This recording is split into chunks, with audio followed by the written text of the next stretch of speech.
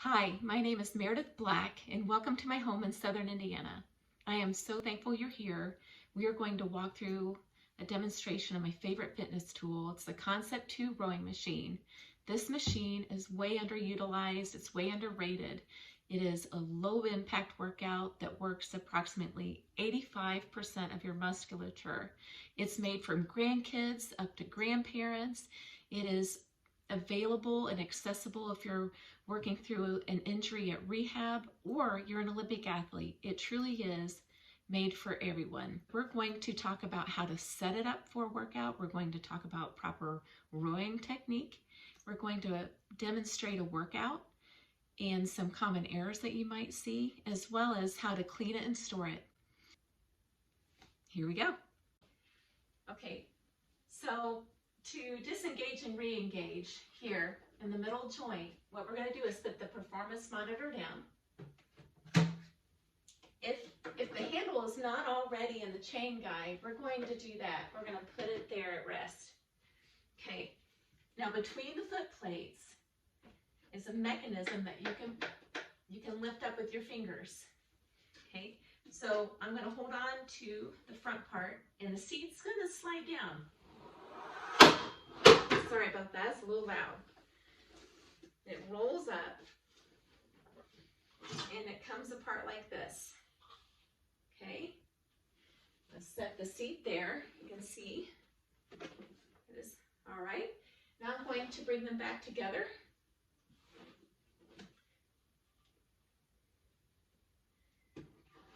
And it hooks right in fairly easily.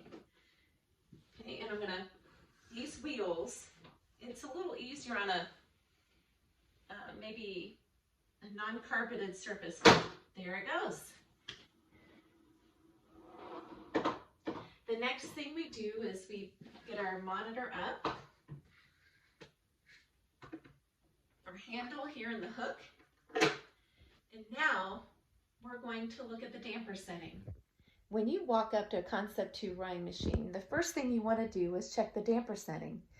When I first started rowing, I thought it had to be at a 10 because that has to be the most challenging, but I was wrong. Actually, what this damper setting is it is a way to allow air inside of this machine. It is a mechanism that works on efficiency, not resistance. Let me explain a little more. At a 10, you open up all these vents and allow maximum airflow into the flywheel, into the fan. As you go lower in number, all the way down to 1, it closes. Now, let's say you're a runner and you are training for a race and you go to a sand dune. If you are running up that sand dune, that would be like a 10. It's going to be slow. It's going to be hard. It's going to slow down your form. But you're going to be taxing your muscles quite a bit. Maybe not your cardiovascular as much as you should, but you will be taxing your muscles. And it's a great workout. It's just not something you want to do consistently if you want efficiency. Now, likewise, if you go all the way down to 1, that might be similar to someone that's running down a steep hill. Now, that may sound easy, but you have to have your form on point, and you have to be pushing at the right times and have force to get that form on, like exactly the way it needs to be so you don't get injured. And it's going to tax your lungs a lot more. Okay, so that is more like being in a sleek racing boat, and 10 is like rowing in a fishing boat filled with fish. So this is not a measurement of resistance. It is a measurement of efficiency. And believe it or not, most rowers row, on the water rowers who do it professionally row in the middle somewhere. It is suggested that 3 to 5 is going to be the best place to start. So that is your damper. So we have our damper set on a 3. Our performance monitor is up and ready. Our handle is in the hook, and now we need to get our feet in the flex plates. How we do this is we put our feet in the straps, And the straps are going to fit about over the top of the laces here, the widest part of the foot. Okay, now that we have our feet ready to go, we are going to practice a fundamental drill called a pick drill. And what it does is it picks apart every element of the stroke as to help build muscle memory, power, and efficiency. We're going to get our seat bones in the middle of the seat. We're going to gently hold on to the handle, putting it at our fingertips, wrapping our thumb around. We're going to have our arms relaxed, our shoulders relaxed, our core engaged. Okay, we're going to begin back here at the finished position. Okay, I'm going to be at 11 o'clock. I'm going to have my shoulders slightly behind my hips. My lats are engaged, my core is engaged. I'm going to pull my arms up to the bottom of my sternum. Okay, then I'm going to release my arms like this.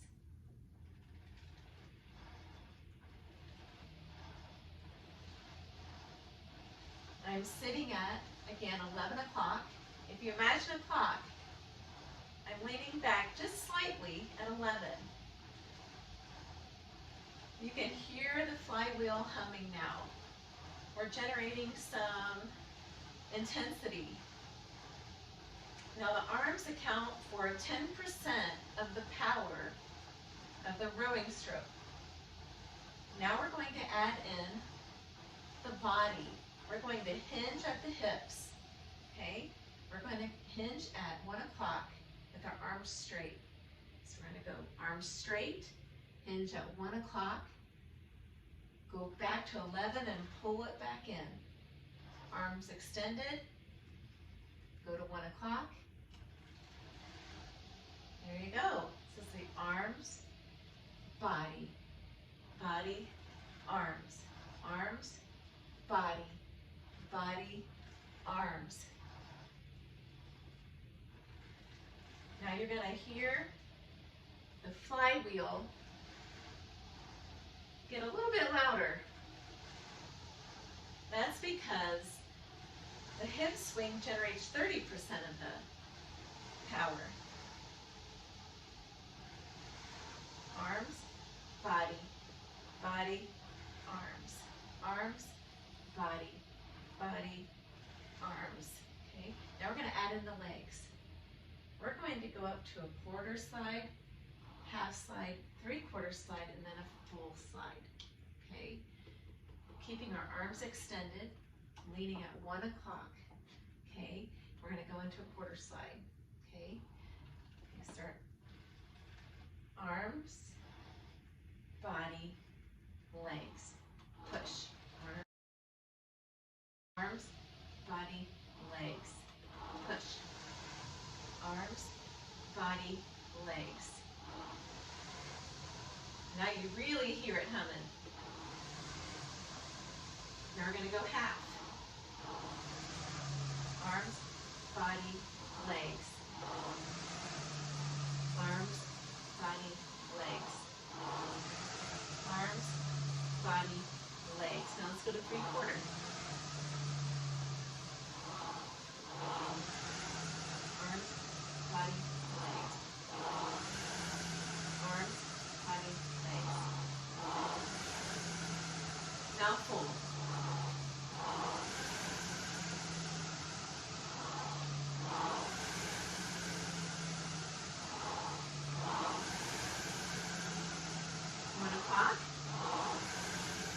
Arms straight over those knees. Knees remain extended the whole time until the handle passes over them.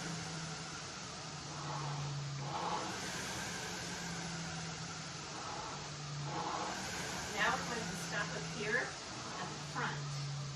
This position is called the catch. This is where you're going to catch a lot of your energy. You're going to use your posterior chain muscles, your calves, hamstrings, glutes, and these spinal erectors, and you're going to use them to generate all of your power into these foot plates. Okay? The machine creates resistance in accordance to how much intensity you put into the machine. So at the catch, you're going to build up a lot of the energy that you saved coming down the rail. You're going to stop here. You're going to get your shins perpendicular to the floor. Your knees are slightly in line with your ankle. Okay, you are at 1 o'clock. Your arms are relaxed. Your lats are engaged. And you're going to push into the drive. Okay. And I kind of popped out of it, but we remain at 1 o'clock. Okay. We're going to go back in the catch. You're going to go into the drive, and the hip swing, and the finish there. Okay. And recover. Okay. Catch, drive, finish, recover. Catch, drive, finish, recover. Now recover is exactly what it sounds like. It is the time that you rest those muscles. You need to get them ready for that spring-loaded action there in the drive. The recovery is this part sliding into the flywheel. It's going to be twice as long.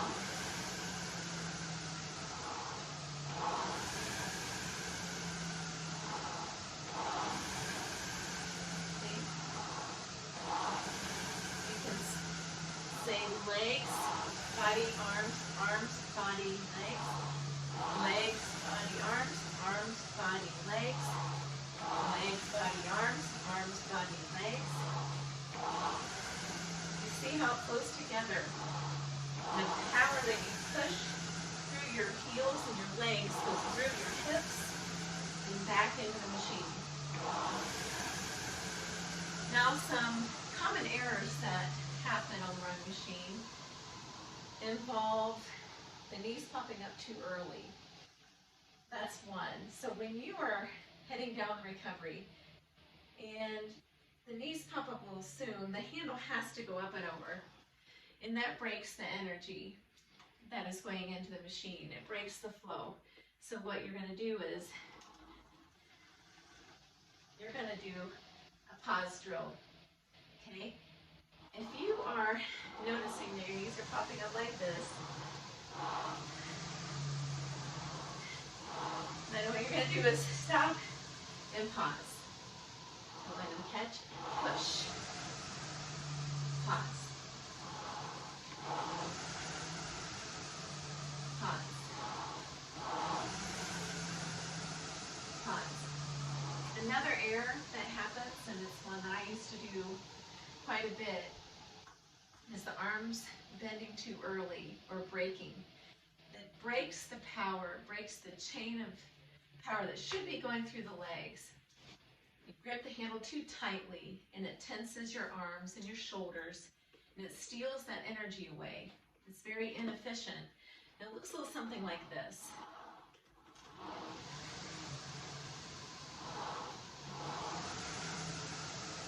You might feel like you're leaning back too far too, which can make your back very tired. So to correct this early arm break, you can do the reverse pick drill. What you do is you start at the catch and you drive. You maintain your 1 o'clock, arms relaxed and extended. And then you're going to go into the hip swing. There you go.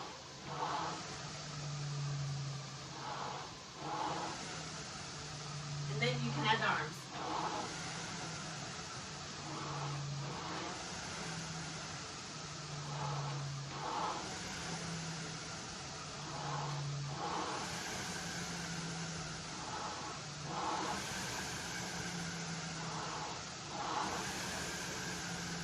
Load up in that catch position and push.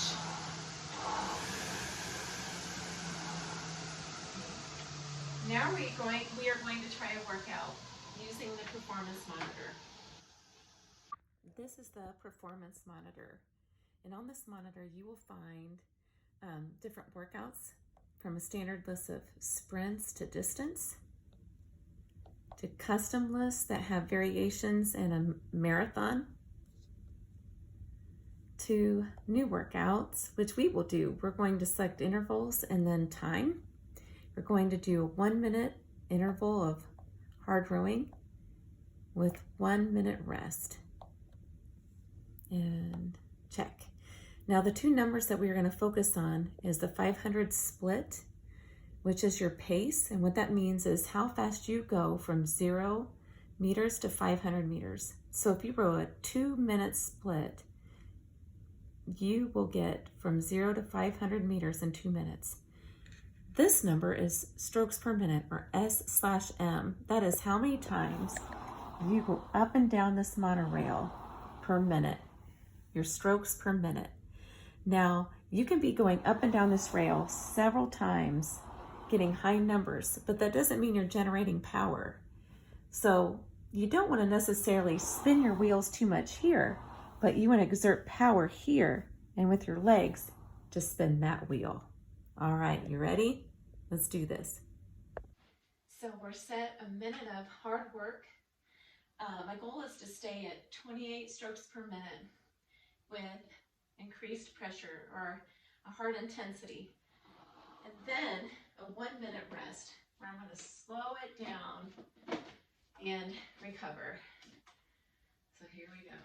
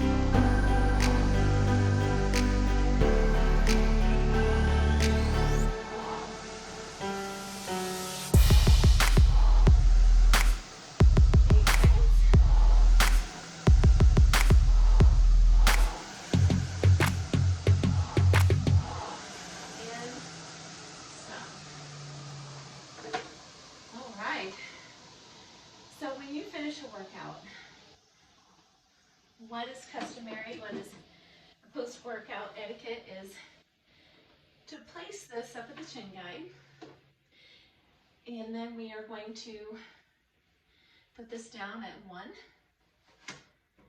and then we're going to clean the rail, we're going to clean the seat and the handles, especially if you're working out at a gym. The best thing to use is Windex or some type of class cleaner. I have these wipes, and these work pretty well. Pretty easy to pack in a bag. Just gonna wipe this down.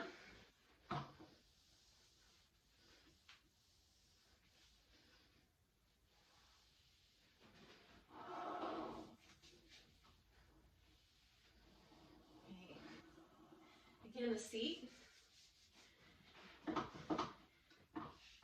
the handle, and you'll use a clean dry cloth to get the performance monitor, and you can put that down, and you're set to disengage or store your meter.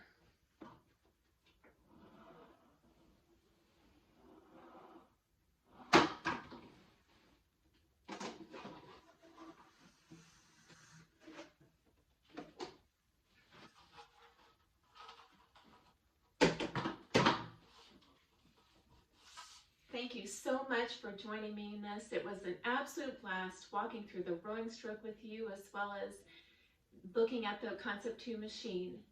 I hope you keep rowing and keep practicing and keep giving it a chance. Let's keep rowing.